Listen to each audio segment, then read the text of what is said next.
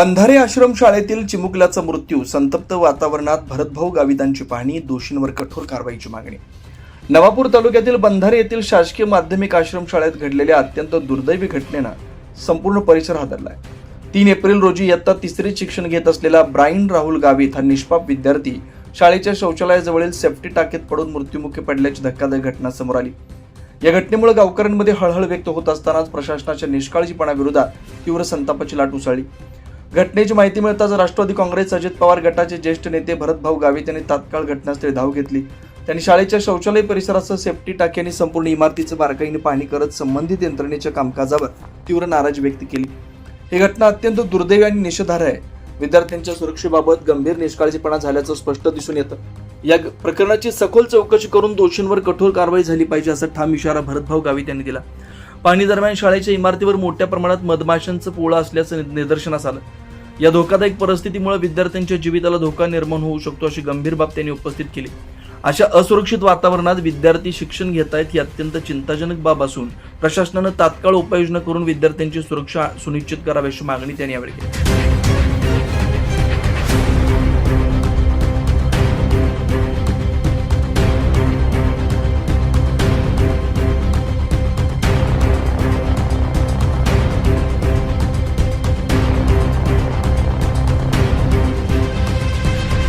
त्यानंतर त्यांनी संपूर्ण आश्रमशाळेची सखोल पाहणी करत शिक्षक व कर्मचाऱ्यांशी चर्चा केली.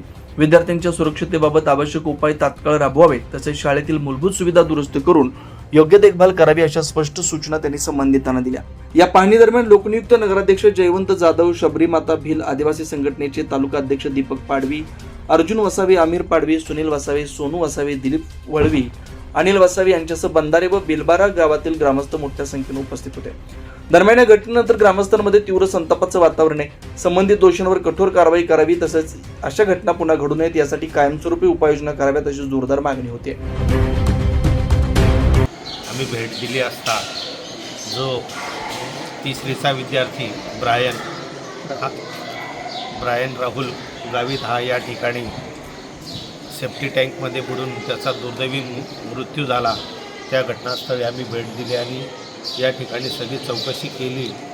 आणि असं निदर्शनास आलं की सकाळचा नाश्ता, दुपारचं जेवण हे त्याने केलेलं होतं. आणि जेव्हा 3:30 वाजेला जेव्हा परत मुलांची हजेरी घेण्यात आली, तेव्हा त्या 3:30 वाजेच्या हजेरीमध्ये एक मुलगा त्यांना आढळला नाही. आणि तेव्हापासून शोधाशोध चालू झाली. त्याच्या पालकांना बोलवलं, सगळ्यांना बोलवलं आणि हा सगळा शोध चालू असताना दुर्दैवी सेफ्टी टँकमध्ये त्याच्या पालकांचं लक्ष गेलं आणि तिथं त्याचा दुर्दैवी मृत्यू झालेला, अंत झालेला हे दिसून आलं.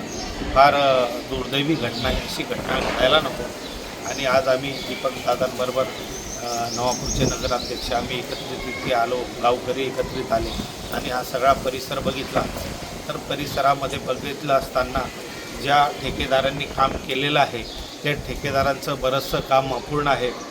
जी कंपाऊंड वॉल आहे ती कंपाऊंड वॉलचं काम पण अपूर्ण आहे. आणि मुलांचे जे दरवाजे आहेत, दरवाज्यातल्या इथल्या जे बाहेरचे ग्रिल आहे ती पण बसवली गेलेली नाही.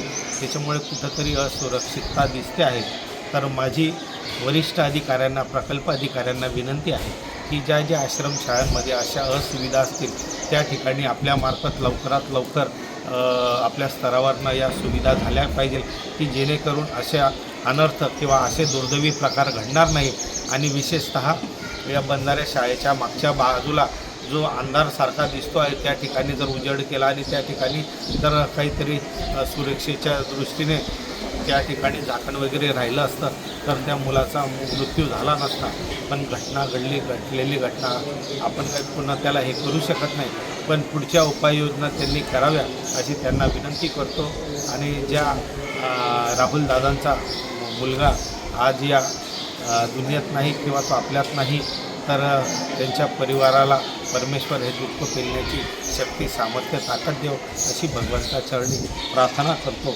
आणि या ठिकाणी बरेचसे असुविधांमध्ये अजून एक प्रामुख्याने विषय आहे की जे शिक्षक भवन बांधलेलं आहे त्या शिक्षक भवनाचा अजूनसुद्धा त्यांना ताबा मिळालेला नाही आहे. आणि बरेचसे गुरुजन हे गावामध्ये राहत असतात. तर माझीसुद्धा प्रशासनाला विनंती आहे की संबंधित ठेकेदाराकडनं ते काम पूर्ण करून घ्यावं आणि लवकरात लवकर तो त्यांच्याकडनं राहिलेल्या कामांचा ताबा घेऊन त्या ठिकाणी जर ताबा मिळवला तर जे निवासी शिक्षक आहेत त्यांना त्या ठिकाणी राहण्याची सोयसुद्धा होऊ शकेल. म्हणजे या ज्या छोट्या छोट्या गोष्टी आहेत त्या त्यांनी लक्ष दिल्या गेल्या पाहिजे एवढंच या निमित्ताने सांगतो. कारण ही बिल्डिंग जवळजवळ 15-16मध्ये बांधली गेलेली आहे आणि तेव्हापासून या ठिकाणी त्या शिक्षकांच्या बिल्डिंगचा ताबा इमारतीचा ताबा मिळालेला नाही. म्हणून आपण जातीने लक्ष घालून PO कार्यालयाने याच्याकडे लक्ष घालून लवकरात लवकर उर्वरित काम करून त्या ठिकाणी शिक्षकांना राहायची व्यवस्था करावी अशी सुद्धा एक ग्रामस्थांच्या वतीने एक सामाजिक कार्यकर्ता म्हणून मी त्यांना विनंती करतो. आणि याच्यापुढं भविष्यामध्ये अशा घटना घडणार नाही याच्यासाठी प्रशासनाने दखल घेऊन उपाययोजना कराव्या ही सुद्धा विनंती. 24 लाईव्ह महाराष्ट्र न्यूजसाठी वसंत वाणी, नवापूर, विसरवाडी.